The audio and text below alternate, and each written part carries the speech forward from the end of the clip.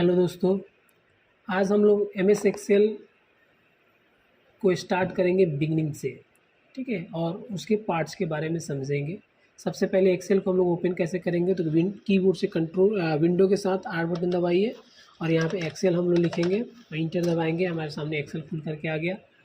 अब एक्सेल खुल करके आ गया। एक्सेल खुलने के बाद क्या होता है कि इसके अलग अलग पार्ट्स होते हैं, जिसके बारे में समझना हम लोग को बहुत ज़रूरी होता है, जो बिगनर्स के लिए बहुत ही ज़रूरी होता है। ठीक है, तो चलिए स्टार्ट करते हैं। सबसे पहले ये जो ऊपर की तरफ जो एरिया दिखाई दे रहा है, इस एरिया को हम लोग क्या बोलते हैं, तो इस पे लिख रहा है बुक 1 और यहाँ माइक्रोसॉफ्ट एक्सेल लिख रहा है। ये होता है टाइटल बार, जिस पे आपके फाइल का नाम शो करता है। ठीक है, अभी बुक 1 लिख रहा है।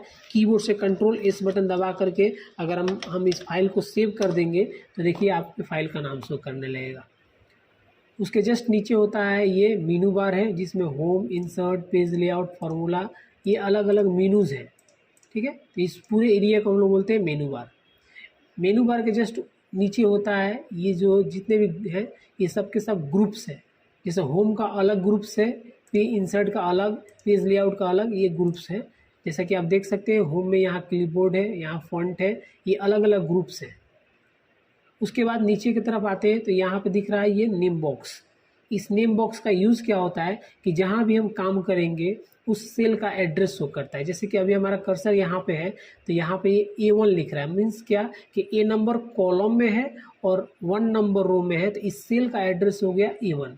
अगर हम यहाँ पे क्लिक कर देंगे तो ये J लिखा हुआ है और यहाँ पे लिखा हुआ 11, मतलब इस सेल का एड्रेस हो गया J11। तो नेम बॉक्स का काम क्या होता है कि आपके करेंट सेल का एड्रेस बताना, उसका नाम बताना। उसके बाद है यहाँ पे इस एरिया को हम लोग बोलते हैं फार्मूला बार। इस पे काम क्या होता है कि जैसे मान लीजिए यहाँ पे हम लिख देते हैं इक्वल टू 20 + 30, इंटर दबा दिए, ये 50 दिख रहा है। तो अगर कोई भी नॉर्मल देखेगा तो सोचेगा क्या अरे ये तो 50 लिखा हुआ है, लेकिन ये नहीं है, ये 50 नहीं लिखा हुआ है। इस 50 को लिखने के लिए आप यहाँ फार्मूला बार पर देखेंगे तो लिख रहा है कि 20 + 30, मतलब कि 2 वैल्यू को लेकर के ये 50 आया हुआ है। तो फार्मूला बार पे आपका फार्मूला दिखाई देगा और सेल में क्या होता है कि आपका रिजल्ट दिखाई देता है।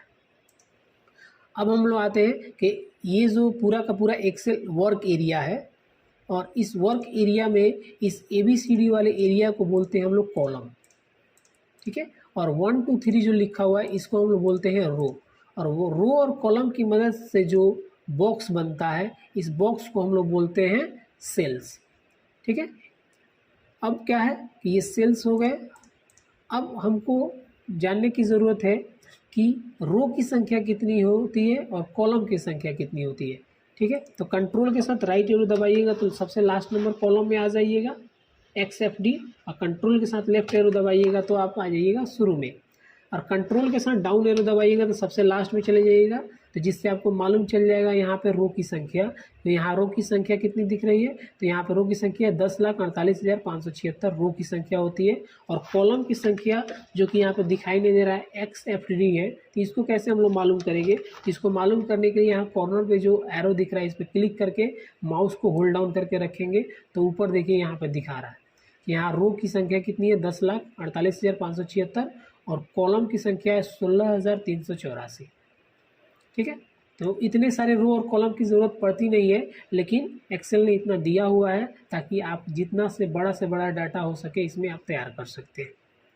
उसके बाद आते हैं नीचे, यहाँ पे ये जो दिख रहा है शीट 1, शीट 2, शीट 3, ये हमारा शीट टैब है।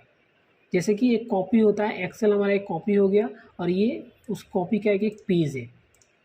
बाय डिफ़ॉल्ट MS एक्सेल में 3 शीट दिखाई देता है। नया वर्जन लीजिएगा तो उसमें एक ही शीट दिखाई देता है, और आप इस सीट को बढ़ा भी सकते हैं। यहाँ जैसे कि लिख रहा है इस पर क्लिक कीजिएगा, जैसे जैसे क्लिक कीजिएगा वैसे वैसे इसमें सीट की संख्या बढ़ती चली जाएगी। उसके बाद यहाँ पे देखते हैं ये वाला जो है इसको हम लोग बोलते हैं स्क्रॉल बार। ये है हॉरिजॉन्टल स्क्रॉल बार। इसका काम क्या होता है कि पेज को लेफ्ट और राइट मूव करने के लिए, जैसे इस पर क्लिक कीजिएगा तो आप ऊपर की तरफ ध्यान दीजिएगा, यहाँ पर आपका पेज जो है भाग रहा है, और लेफ्ट वाले की तरफ क्लिक कीजिएगा तो पेज ऐसे लेफ्ट की तरफ आएगा। और ये है वर्टिकल स्क्रॉल बार जो पेज को अप और डाउन करता है। आप देख सकते हैं यहाँ नंबर, आप नंबर को ध्यान दीजिएगा, नंबर अप एंड डाउन हो रहा है। ठीक, उसके बाद नीचे की तरफ यहाँ जो रेडी लिखा हुआ है इस एरिया को बोलते हैं हम लोग स्टेटस बार।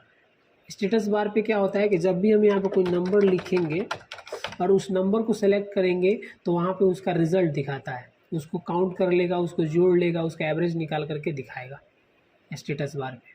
उसके बाद यहाँ पे आपका है जूम, आप इस पेज की जूमिंग को कम और ज़्यादा भी कर सकते हैं। बाय डिफ़ॉल्ट 100% होता है। आप प्लस पे क्लिक कीजिएगा तो ये जूम बढ़ेगा और माइनस पे क्लिक कीजिएगा तो जूम कम होगा। और ये वाला जो है आपका प्रिंट प्रीव्यू एरिया है, जिससे आप क्लिक करके देख सकते हैं, अलग अलग इस पेज के डिज़ाइन को चूज़ कर सकते हैं। इस पर क्लिक कीजिएगा तो पेज एक पेज हो जाएगा, फिर यहाँ से यहाँ तक का सिलेक्शन होगा तो दूसरा पेज करके आएगा। तो ये हो गए बेसिक्स MS एक्सेल को जब हम ओपन करते हैं तो पार्ट्स के नाम के बारे में। तो उम्मीद है आपको वीडियो अच्छी लगी होगी और नेक्स्ट वीडियो के लिए पेज को फॉलो करें। अगर इस वीडियो को आप YouTube पे देख रहे हैं तो चैनल को सब्सक्राइब करें ताकि आपको नेक्स्ट वीडियो में और भी इन्फॉर्मेशन मिल सके। धन्यवाद।